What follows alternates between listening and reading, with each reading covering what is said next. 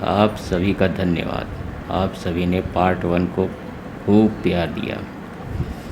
पिछली कहानी में आपने देखा कि संग्राम को जंगल के रास्ते जाना पड़ा क्योंकि और कोई रास्ता न था। आगे की कहानी यूँ है। संग्राम जंगल में आगे बढ़ता गया और जैसे जैसे वो अंदर गया अंधेरा भी बढ़ता गया। उसे बहुत डर लग रहा था। जंगल से बहुत सारी आवाज़ें संग्राम को भयभीत कर रही थीं, किंतु संग्राम हिम्मत करके आगे बढ़ा जा रहा था कि अचानक फिर से बिजली कड़की और उस उजाला संग्राम ने एक बड़ी आकृति देखी और वो डर गया। वो विशाल आकृति अंधेरा होने के साथ फिर से अंधेरे में गायब हो गई। अचानक से उसके ऊपर एक अजगर आ गिरा और संग्राम के शरीर को जकड़ने लगा। अब संग्राम को अंधेरा होने के कारण उसे अपने शरीर से अलग करने में परेशानी होने लगी और उसका दम घुटने लगा। उसने उस अजगर को अपने से अलग करने के लिए अंतिम प्रयास तक संग्राम किया।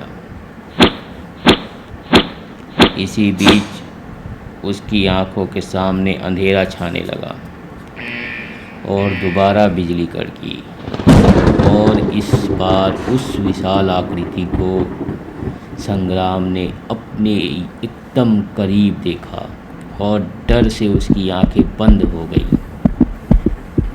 कुछ ही क्षणों के बाद उसने अपने आप को उस अजगर से मुक्त पाया। उसे कुछ समझ नहीं आ रहा था कि क्या हुआ। वो उठा, खड़ा हुआ और तेजी से घर की ओर भागने लगा। तभी अचानक उसे अपने पीछे से एक जोरदार आवाज़ सुनाई दी, ठहरो। इतना सुनते ही उसके पांव जमीन में मानो गड़ से गए हों और वो विशाल आकृति उसकी ओर बढ़ने लगी। तभी संग्राम को सामने से एक व्यक्ति मशाल लेकर आता दिखाई दिया और वो विशाल आकृति धीरे धीरे पीछे अंधेरे में जाने लगी। ये क्या? वो व्यक्ति संग्राम का बड़ा भाई रामू था, जिसे संग्राम के आने में देर होने के कारण अपने छोटे भाई की चिंता खींच लाई थी। तभी अचानक बारिश ने जोर पकड़ लिया और मशाल बुझ गई। संग्राम को वो ठहरो वाली आवाज़ याद आने लगी। उसने अपने भाई को ये सब बचाना सही न समझा और अपने भाई के साथ दोनों घर की ओर तेज़ी से जाने लगे। संग्राम को अभी भी लग रहा था कि वो विशाल आकृति उसके पीछे पीछे आ रही है, पर इस बार भी वो पीछे देखने की हिम्मत ना जुटा पाया।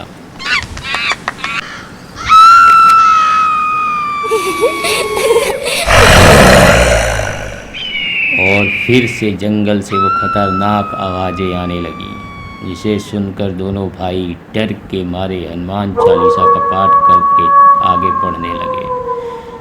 कुछ दूर जाने के बाद बारिश थम गई। मशाल बुझ जाने के कारण उनको जंगल से निकलते वक्त अंधेरा होने के कारण पाँव में चोटें आई थीं। घर पहुंचकर संग्राम उस आवाज़ को याद करने लगा और सोचने लगा कि उसका भाई अगर उस वक्त ना आया होता तो उस वक्त उसके साथ क्या होता। ये सब सोचते सोचते सुबह कब हो गई उसे पता ही नहीं चला।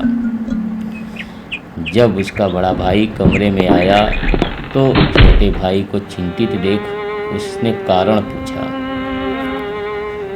छोटे भाई ने भी उदास मन से कहा, भैया आज काम पे नहीं जा पाऊँगा क्योंकि पैरों में बहुत चोट लगी है और दर्द भी हो रहा है, जिस वजह से मैं काम पे नहीं जा पाऊँगा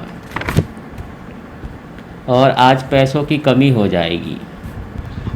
बड़े भाई ने उसके कंधे पर हाथ रखकर कहा, अरे संग्राम, तू कुछ चिंता ना कर, कल तो तुझे कुछ अधिक पैसे मिल ही गए थे। तुझे इस बार शहर से जाने के लिए साइकिल लिख ली है। छोटे भाई के चेहरे पर मुस्कान के साथ बड़े भाई के लिए सम्मान था। वो बोला, हाँ भैया, हम दोनों उसी से चलेंगे और जब मेरा दाखिला हो जाएगा कॉलेज में तो उसी से ही जाया करूँगा। कुछ संकोचवश उसने बड़े भाई से कहा, पर भैया पैसे कहाँ से आए?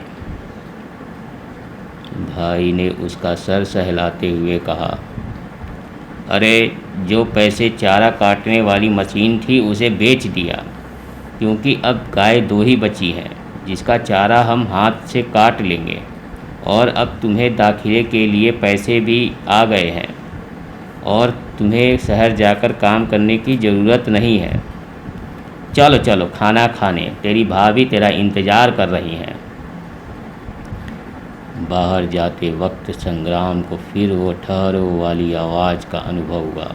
वो डर गया। उसने पीछे मुड़कर देखा तो वहाँ कोई खड़ा था। आगे संग्राम ने किसको देखा? क्या वह कोई चिन्ह था या राक्षस? क्या वो दोनों भाइयों का प्यार यूं ही बना रहेगा?